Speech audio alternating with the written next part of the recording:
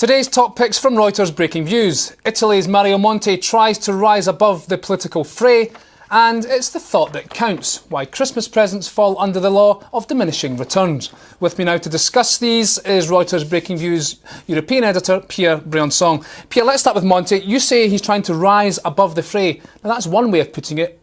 You could say he's not wanting to get involved in politics or the electioneering or campaigning and just wants to be parachuted in as PM. Yeah, some people were expecting that he would maybe back a political party or announce that he would create his own formation, a coalition, and he doesn't do that. He says, "I'd be glad to be prime minister if someone backs me. I will consider it, and I might accept it," which is an attempt to adopt what I'd call the savior strategy. You know, you don't get your hands dirty in the day-to-day business of politics. You pretend you're what the nation needs in times of trouble, and you alone has the right policy. I'm not sure it's going to work, because at some point you have to get down and try to get voters. Well, that saviour policy, I mean, it's been tried by Saddam Hussein, President Assad in Syria. I mean, this doesn't smack of democracy. With the caveat that there were not free elections, and these elections are going to free eventually. No, there's something to it. But the mentality of, you know, the mentality, I would compare it more like to what General de Gaulle did in France the last century, 50 years ago, is to pretend that you don't need a political party. What you need is a people's assent to what you want to do. In the case of Monti, he still has to prove himself. I mean, his policy is not as unblemished as markets would seem to believe, or some commentators would seem to believe. He's still very short on structural reforms. He's done a lot on austerity and whatever the European Commission and the ECB were asking Italy to do, but structural reforms are still not there.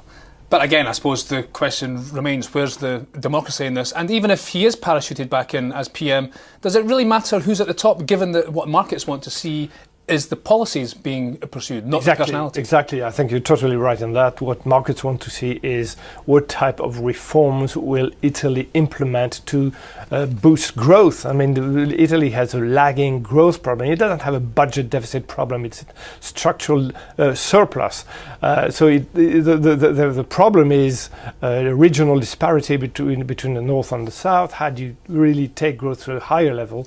And Monti so far has fallen short on that, and the question is, will the winning coalition from February's election implement the right policies?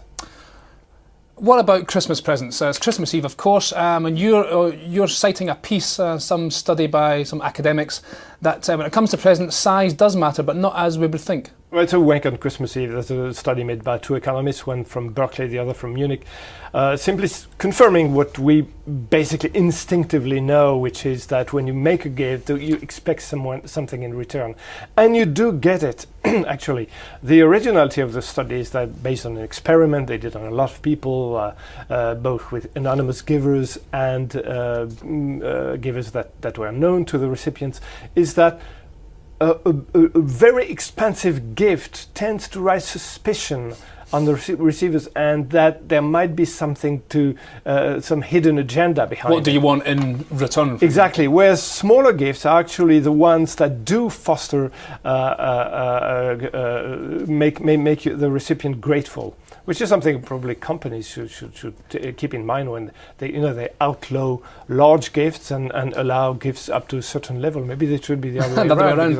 But isn't the whole thing about Christmas presents is, I mean, as we all know, it's a commercially driven exercise and enterprise, and there's no real sentiment in it anyway. Well, if you consider it, of course, I'm not sure that the study itself takes itself so seriously, but if you consider giving as an economic transaction, is definitely under the law of diminishing returns, because the higher the gift, the more expensive the gift, the lower what you get in return, actually. That's my excuse. Thank you very much for that, Pierre. That was all for now, and that was Pierre Briançon from Reuters Breakingviews. Well, for more agenda-setting financial insight, watch our US Breakingviews show every day at 12:30 Eastern, 17:30 GMT. I'm Jamie McGeever. This is Reuters.